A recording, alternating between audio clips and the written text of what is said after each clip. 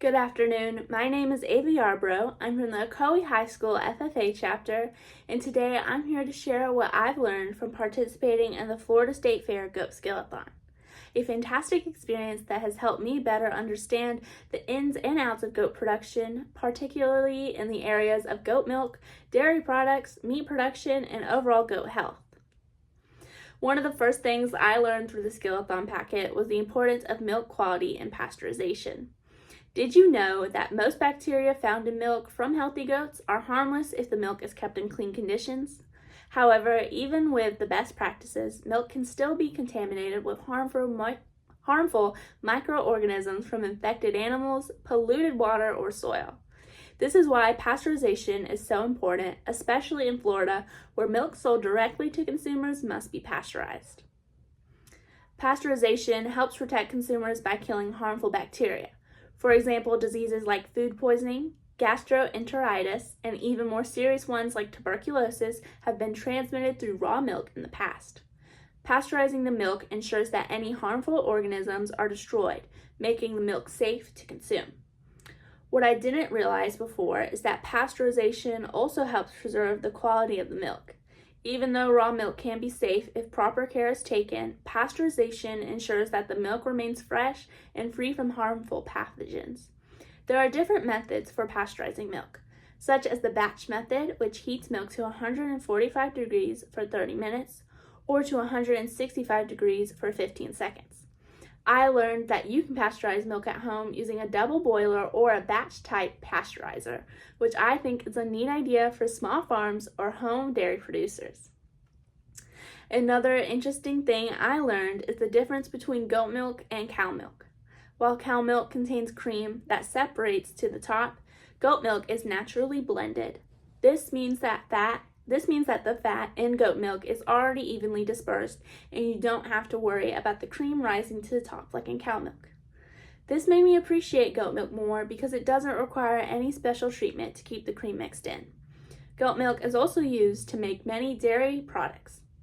For instance, butter, cream cheese, and sour cream are some of the things I didn't know were made from goat milk. And of course, many people love goat cheese, which is a staple in a lot of cuisines, especially in Mediterranean countries. The Skillathon packet also taught me a lot about different dairy products that can be made from goat milk. Some of the most common products include cream cheese, which is a soft white cheese with a high fat content, and sour cream, which is made by fermenting cream with specific bacteria to create a mildly sour taste. One of the coolest things I learned is that goat cheese is made using 100% goat milk, unlike some feta cheeses that are made from cow milk. Goat cheese has a strong, tangy flavor and is usually sold fresh, but it can also be aged like other cheeses.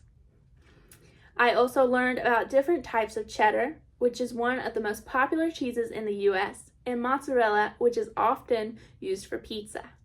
There are other cheeses like Swiss, blue cheese, and feta that can be made from either cow or goat milk. Each type of cheese has its own unique texture and flavor depending on the process used to make it, which is something I didn't fully appreciate before. On the meat production side, I learned a lot about goat selection criteria. Goats are classified based on the amount of meat they have compared to their bones. For example, selection number 1 goats have a high ratio of meat to bone, which is what you want when selecting goats for meat production. Number 2 goats are moderately muscled, and number 3 goats have a lower meat to bone ratio and are generally less desirable for meat production. The meat from goats is a great source of protein and is leaner than beef, making it a healthier alternative. However, not all meat cuts are the same, and the Skillathon packet explained how different cooking methods work better for different cuts of meat. For example, dry heat methods, like roasting and broiling, are great for tender cuts of meat. These methods help enhance flavor, but can make tougher cuts chewier if not done right. On the other hand, moist heat cooking methods, like stewing or poaching, are better for tougher cuts that have a lot of connective tissue. The slow cooking process helps break down the tissue, making the meat tender.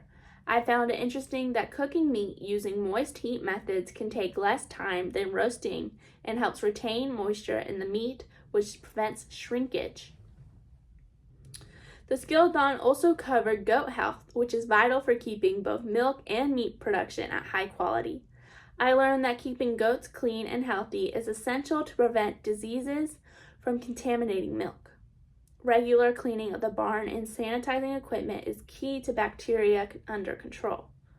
Additionally, keeping goats free of parasites and other infections is important for their overall health and productivity.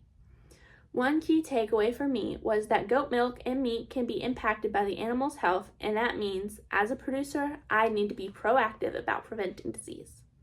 For example, if a goat has an infection or a parasite, it could affect the milk's quality or even make it unsafe to consume.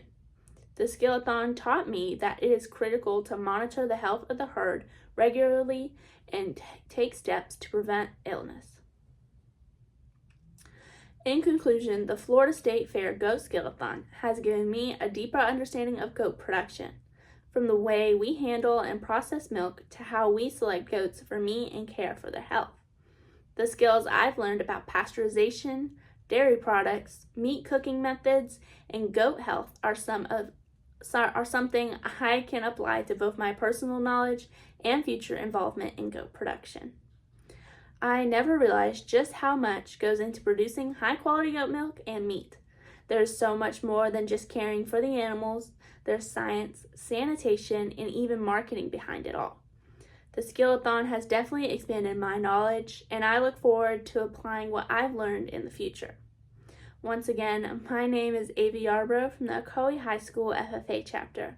Thank you so much for your time and listening to my presentation today, and I hope this has helped you understand the importance of proper goat production practices. Have a great rest of your day, and goodbye.